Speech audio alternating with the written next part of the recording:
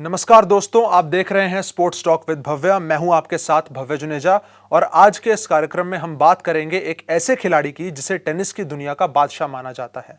आज हम बात करेंगे टेनिस वर्ल्ड के सबसे महान और सम्मानित खिलाड़ियों में से एक नोवाक जोकोविच के बारे में। उनका जन्म 1987 में सर्बिया में हुआ था।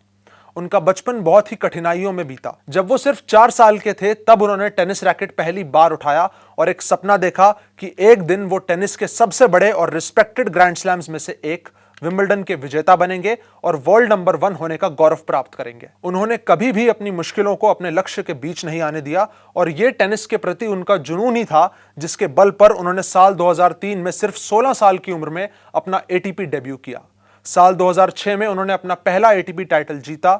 इसके अगले ही साल 2007 में उन्होंने मायामी ओपन और मॉन्ट्रियल ओपन जैसे मास्टर्स 1000 टाइटल्स जीते। इस साल उन्होंने राफा नडाल और रॉजर फेडरर जैसे महान खिलाड़ियों को हराकर वर्ल्ड टेनिस के दरवाजों पर दस्तक दी।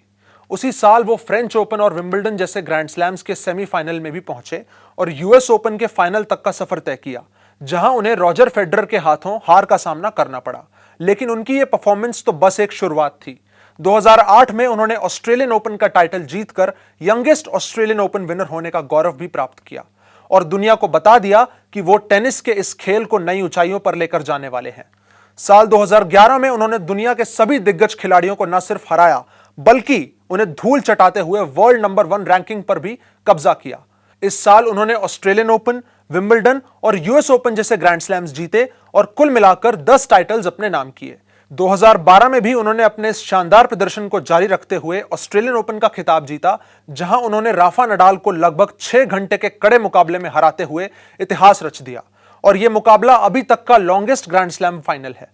इस साल उन्होंने 3 ग्रैंड स्लैम फाइनल्स में जगह बनाई। इसके अलावा उन्होंने इस साल नीटो एटीपी वर्ल्ड टूर फाइनल्स का टाइटल भी जीता और 6 टाइटल्स अपने खाते में डाले।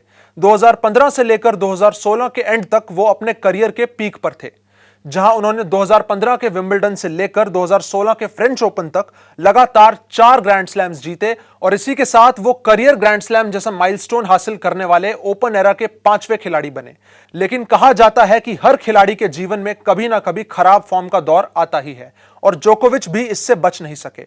2017 में इंजरीज के चलते वो किसी भी ग्रैंड स्लैम के सेमीफाइनल तक भी नहीं पहुंच सके, जिसके चलते वो वर्ल्ड रैंकिंग्स में भी टॉप 10 से बाहर हो गए।